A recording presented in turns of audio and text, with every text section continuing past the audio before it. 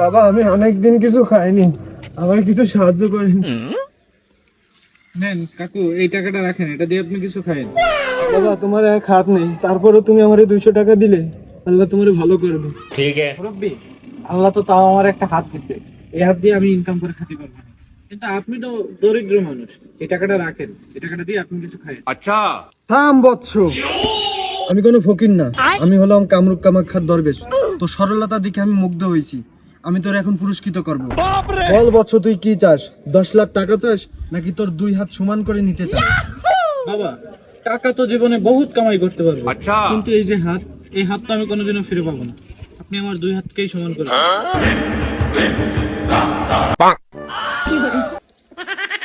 বাবা এটা আপনি কি করলেন বাবা?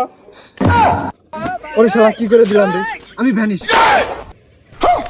বাবা, বাবা কই বাবা, আমার একটা হাত ছিল বাবা, আমার একটা হাতই ফিরে দিয়ে দাও বাবা, আমার 2 হাত লাগবে না বাবা।